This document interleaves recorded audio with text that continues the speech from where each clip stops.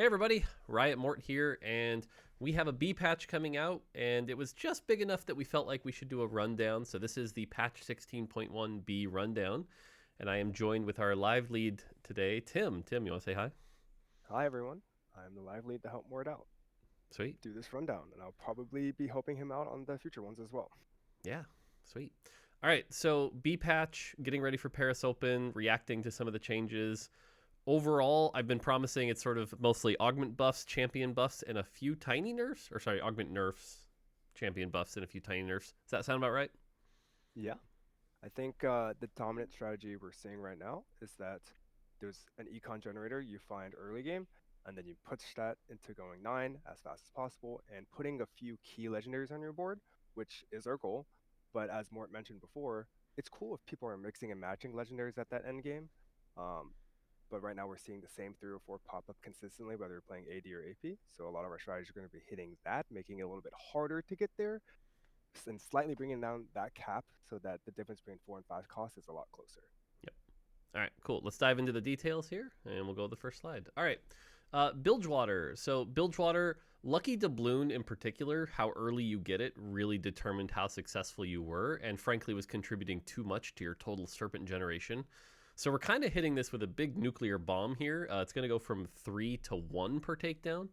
But to make up for that, we're going to lower the cost of your second 5-piece item. Now, this is specifically the Doubloon and the Bilgewater Crew item. That's going to go down to 80. The Bilgewater Brew Cap, whatever it's called. Captain's Brew, yeah. That. That's going to go down to 80. And then the 3-piece is also going to get a little bit less serpents to, again, slow it down. While the 5 and the 7 are actually going to get a buff to make up for the fact that they're losing some of those serpents so that you can actually be willing to play the 5 and the 7. Now, we also hope this will make Bilgewater toggling a little less viable, but we know there will still be some here. And if that still becomes a problem, we're going to have to deal with that in a future patch. Anything you want to say about Bilge? No, I think it's going to be what you guys are going to see with the traits is that Bilge, Ione, and Yordle, they're going to be the engines that are the biggest outliers. I think Bilgewater and Yordle are the 2 most popular engines. Yep. So you see those get tapped down. Yeah, Yordle in particular here, we're hitting the 6-piece pretty hard. You're going to lose, go from 2 rerolls to 1. So if you're playing that Yordle strategy, this should cut the number of rerolls you have in half, which should make it a little bit less viable. Now, that being said, we are buffing some of the Yordles later, you'll see. So we'll see. And then Ionia, these are just the 2 paths that we're basically seeing everyone kind of avoid. So these 2 paths are getting a buff. Mm. Yep. We don't want options that nobody wants to invest in.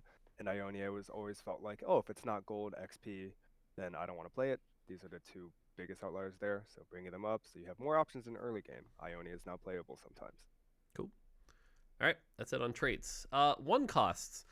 This should be a lot of what you'd expect, which is buffing the champions that aren't seeing play. So Blitzcrank, his shield's going to get a sizable buff here. That'll allow him to be a bit tankier and allow the Zon and Juggernaut openers to be stronger.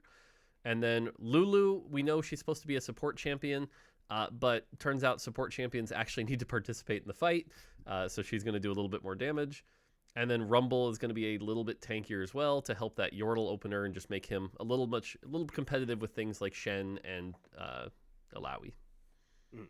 And a little add-on here is that you see a couple Yordle buffs plus 1 later, but this is focused around the low-cost units because while the tempo fast 8, fast 9 Yordle like econ comp is quite good, the reroll comp isn't that great, so there's going to be a little bit more help there as well.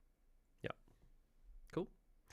On the 2-cost side, same thing, mostly buffs here. Rek'Sai, another unit that has her use cases, but they're pretty narrow, and so trying to make her be a little bit more viable of an option to pick.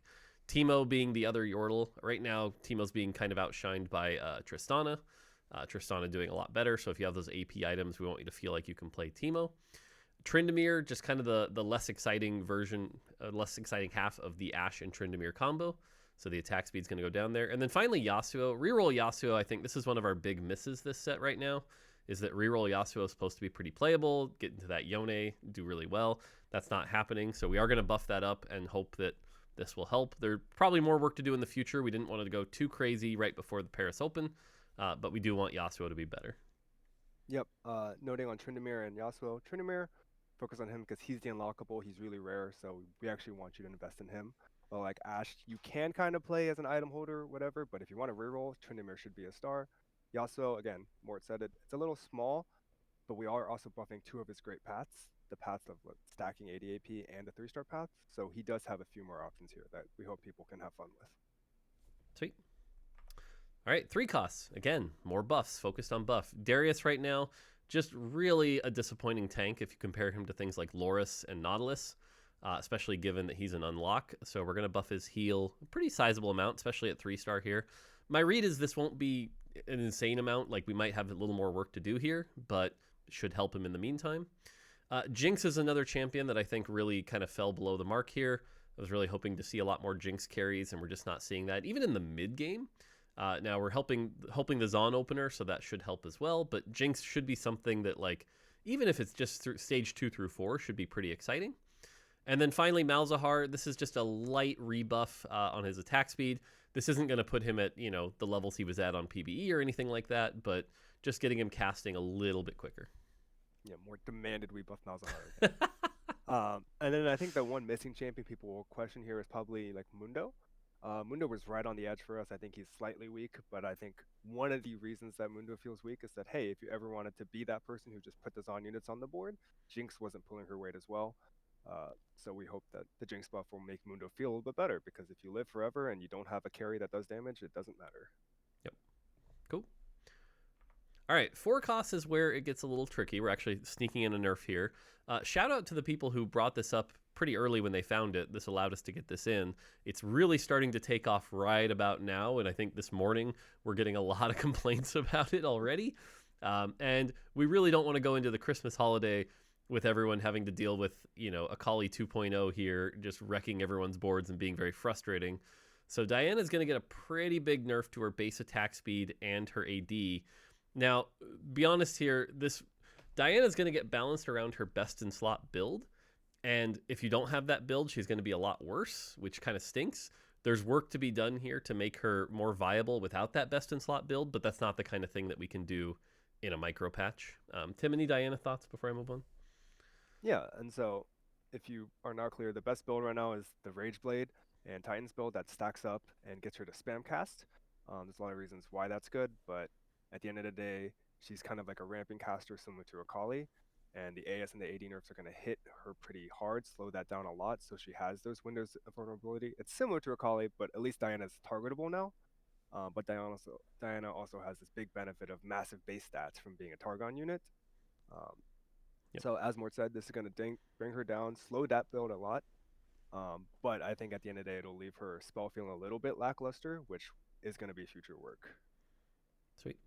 And then on the buff side, Kai'Sa, both forms, mostly the AD form here. The AD form is going to get 5 base AD on her auto attacks, which is always nice, and 10 less mana to cast her spell, so she'll be casting more. And that spell's already pretty trunky, which is really good, so hopefully this makes AD Kai'Sa pretty solid. And then AP Kai'Sa, this looks like a big buff, but it's really not, because she's monolocked for 5 seconds. So this is basically every 5 seconds she'll be able to cast 1 auto quicker, which is nice, but not going to be a dramatic buff or anything, so don't overread this. But either way, Kai'Sa getting buffed. And then Nidalee, this is another one that, like, she's okay. She's not bad by any means, but we really want her to be exciting given how hard she is to unlock, as well as her kind of like unique passive. She's just not really standing out right now. So she's going to be able to do more damage against tanks and fighters, and she should be more exciting. Yep, this goes along with the initial thing at the start of this, which is we want to bring those options a little bit closer to that 5-cost cap board. AD Kai'Sa was very far off. It was not worth the unlock condition, which is something we're going to be looking at. But hopefully now, at least if you unlock Kai'Sa, put 80 items on her, she should do something cool. Nidalee as well, she was just kind of an afterthought on a lot of the Bard Ishtal boards, so maybe with these buffs, she's a better secondary, better primary carry. She can actually chew through that front line, and our goal here is, hey, there's another 4-cost you can play with. Cool. All right, 5-cost space. Aurelion Sol, cool champion. You get him early. You can definitely, people are hitting the black hole, which is nice. Our tuning's not too far off there. But it's just not really worth it, and especially early on, he's just not really, he's hard to play. AP items just not really worth it, so scaling up his damage so that he can actually contribute more. Fiddlesticks, this is probably my favorite nerf in the patch because, man, Fiddlesticks and Swain boards are some very frustrating things to deal with. We're happy with Fiddlesticks' damage. We're happy with his aura. Does he need to stun everybody for 2 seconds? Probably not. So he's going to lose a half a second off his spell stun. Kindred, definitely one of the 5 costs that's kind of overperforming right now, so going to be lowering her base damage. And then Rise is one of the 5 costs that's underperforming given how hard he is to play and how hard his build is. So unfortunately, we'd already hit his spell patch in our previous micro patch, so just going to do the attack speed to help him cast quicker. If he needs more than this, it's going to have to wait till 16-2. Yep. And so I think what you guys are gonna see with the 5 costs is we kind of wanted to hit slightly. We don't want to kill them. The traitless 5 costs. You just find a 5 cost, put them on your board, 3 items, and they're a top DPS carry, way better than 4 costs. We want to lower that gap. For Asol and Rise, I think there's a little bit more work here to be done in the future. I think Asol's scaling with the Stardust and what he gets for each breakpoint is a little bit lopsided. A lot of it is backloaded in those meteors and asteroids, and once you hit that point, you just skyrocket. But before that, he's like very difficult to play. And then Rise, as Mort mentioned, I think all of his region bonuses, they're locked into that spell file. There's a lot more we can do there to make each one feel like special and fulfilling when we get there, but future work. Yep, agreed. All right, then the second page of 5 costs. Lucian Senna, same thing. Definitely probably the premier AD carry at the end game right now that you can just slot into any board. Who even needs Gunslinger? It's not important. We'd already hit the spell file, so this is going to be mana. This is a pretty chunky nerf. I'll be honest, this is like maybe more than I think we would have hoped to do, but it's probably all we can do given the files we have. So for now, this is going to be the nerf that they're going to get. Silas is special, and we like that Silas is special. He's just a little too good, and when we looked at the Arcanist Annie board, and Tim can go into this a little bit more, we felt like hitting Silas was the right thing to kind of lower that cap a little bit to make other boards be able to compete. So small nerf here to Silas. And then finally Zahen, this champion's not really living up to how cool he should be, so he's going to get some buffs to make sure that he can perform, as well as some of the other 5 costs. Yep. Lucian, pretty straightforward. Mort nailed it. Silas, we simmed a lot around boards with Arcanist, boards without Arcanist. We felt that Tibbers is good, and he kind of needs to be good for you to incentivize putting this unit on your board and itemizing him. But without the inevitable Silas damage, which is killing your backline with the laser and stuff like that, the board had a lot harder time outcapping everyone. But you have to find other ways to do it. And there's going to be another nerf later on to Adaptive Helm, which will take some damage off those AP lines a little bit as well. So it's kind of a combo nerf. Zahen, this should make him feel a lot more functional. The biggest thing here is that secondary damage. So while he's spinning and doing all his cool things on the primary target, he's actually killing the fodder side on the side of him, so he doesn't have to cast on literally every single unit on the board, right? He can kill those unitemized 1-star units with his first cast, and then he can move on to the cool things and then hopefully execute somebody. Sweet. All right, speaking of which, items. Yeah, Adaptive Helm kind of has just become the best item in the game. It's super flexible and generates a ton of mana, and we saw it on like Mel and now Annie and things like that. Which is fine, like we're happy it's a good item, but it's just providing a little too much damage for how much utility it's providing, and we like the mana part. That's the cool part of the item. So just a 5 AD AP nerf here to the non-tank fighter version, and then obviously the Radiant matches. So yep, this is going to be our small hit to some of the AP lines. You see we hit both of the AD 5 costs, and we didn't hit any of the AP 5 costs. This is part of the reason. We think right now it's weird. AD is the more consistent line, play at level 9, but AP often has the higher cap, and this is kind of why. If you get all of the 7 and 5 costs with the right items, they kind of blow up your board instantly with Fiddlestick stuns. So here's the nerf for that. cool. All right, and then augments. I'm going to try to plow through these really quickly here, and then we can comment on them. Rumble Hero Augment, still underperforming, gets a buff. Bringer of Ruin, this is the Otacon scaling one, also not that great. Part of that is Noxus not being, primary vertical that's that amazing, but Augment's going to get buffed. Cooking Pot, we talked about this in the morning meta report, but Emblem Augments are generally just bad. But even when you do scale it and play up some cool stuff, it's just not enough health, so we're going to raise that up a little bit. Demacia Forever, this is one that surprised us how strong it was. We're going to cut the health per rally pretty substantially, not the AD and AP. You're also still getting a free Demacia start, so hopefully the augment should still be good. Dragon Guards, this is just Jarvan's going to do a little bit less damage, no problem. Going Long and Hustler, these two were related. We couldn't nerf the XP per turn and going long because then going long and Hustler would be the same. That's weird. And Hustler didn't need quite as big a nerf. So what we're aiming for here is Hustler's just going to get 2 less starting gold, minor nerf.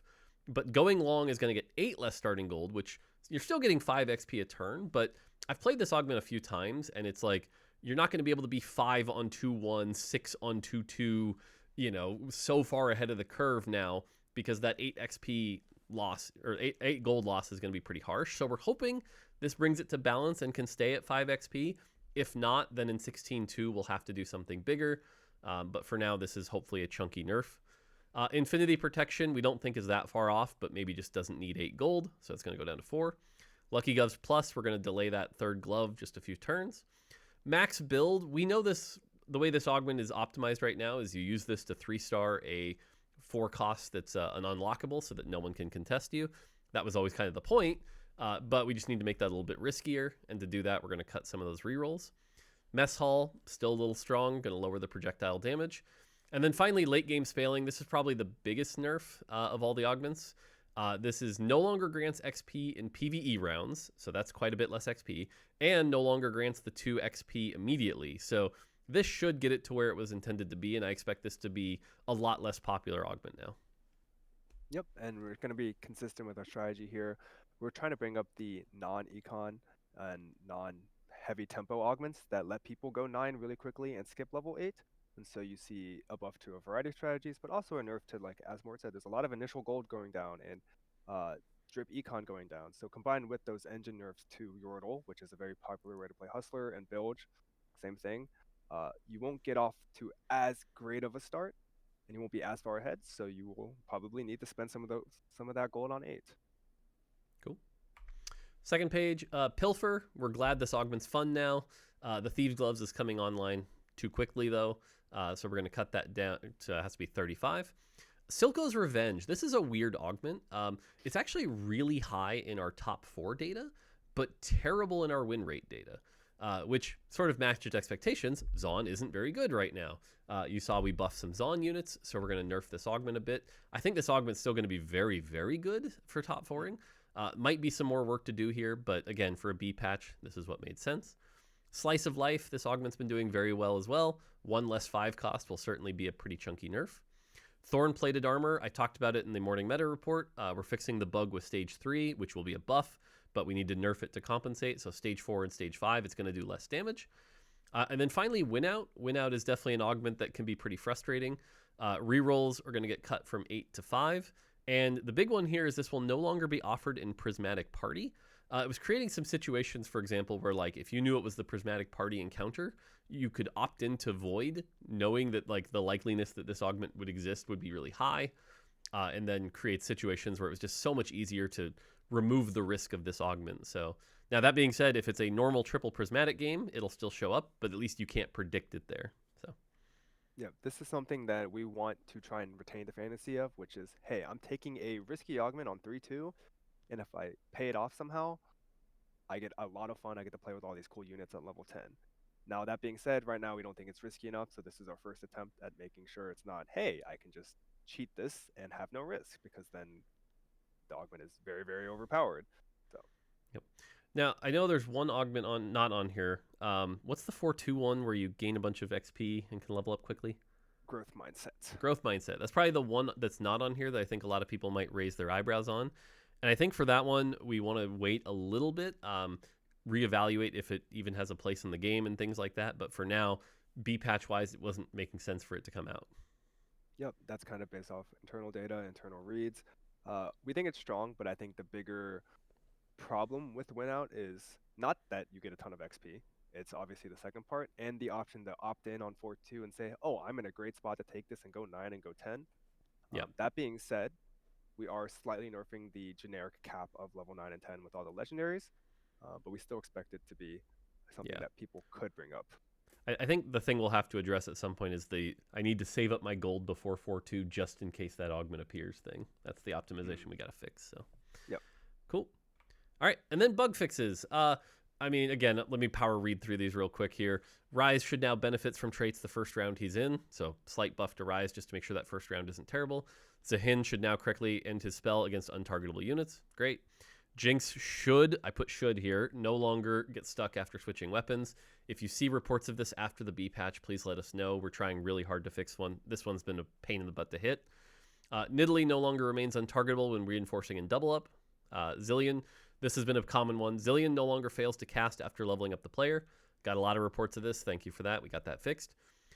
The first Yordle in Shop Logic now works properly. Axiom augments now properly apply their buff in situations where the board becomes invalid. Wood Axiom properly applies its permanent max health when the combat ends in a tie. Fixed an infinite loop issue with Darken 3. Fixed an issue where Retribution Augment provided more ability crit than intended. Fixed a rare issue that caused Binary Airdrop to fail to remove the temporary item. Thorn Plated, like we talked about. And fixed an issue where Lucky Gloves could grant permanent stats to champs. So, there you go. Yep, the most visible ones are probably going to be that Jinx one, that Zillion one.